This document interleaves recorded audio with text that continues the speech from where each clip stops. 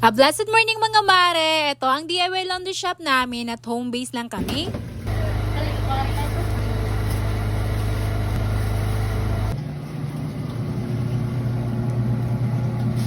May nababasa pa rin akong mga comments or complaints ng ilang mga followers ko dito. Kino-compare pa nga nila ang laundry service namin at sa laundry service sa lugar nila. Ang mahal daw dahil tag 180 to 220 ang presyo per load or per 8 kilo sa kanila. Mahal na nga at hindi pa maganda ang service dahil marumi pa daw, like hindi daw natatanggal ang mga mansya sa mga damit nila. Kadalasan pa nga ay mabango lang daw pero marumi pa rin. May ilan pa nga na marumi pa daw plus mabaho pa rin na para bang sayang lang daw ang pera nila. Unlike daw dito sa laundry service namin ay mura na nga at malinis pa kaya worth it talaga magpalaba dito sa amin. Plus mga mare, ganito po yun ha. May dalawang klaseng paglalaba kasi. Ang isa ay gumagamit ng washing machine like sa mga laundry shop na kadalasan nating nakikita na may up and down commercial washing machine na pinapangarap ko rin magkaroon. Ang isa naman ay hand washing lang. Sa paglaba naman ng washing machine or magpa-laundry naman kayo sa laundry shop ay huwag kayong mag-expect na isa-isay ng mga damit nyo para tanggalin ng mga mancha. Dahil sa ganitong hanap buhay, every demand ay may kalakip na bayad yan. Kagaya dito sa amin, kung gusto nyo ng tanggal mansya ay walang problema basta't iba lang ang presyo nun. Kunyari gusto ng mabango ay mag-add-ons lang ng detergent, color safe, or Fabcon para mabango nga. Pero kunyari kung ikaw naman ang tipo ng tao na sobrang arte, demanding at gusto ng malinis talaga ay mas mainam kung magpa-hand washing na lang. Mag-hire na lang ng personal labandera, sigurado ay isa-isahin ang labahan nyo at tanggal talaga ang bawat mansya sa mga damit. Na-experience ko na rin yung ganung reklamo, may mga mansya pa daw sabi ng client. Kaya nagtanong na lang ako na hand washing po ba ang in-avail nyo? Kasi kung hindi po ay hindi po kami nagtatanggal ng mansya sa 130 per load. And yes, 130 pa lang po kami noon. Biniro ko pa nga si client na maluoy kagad. 130 papagkuskuson mo pa ako yung mga bado nga mansyahon.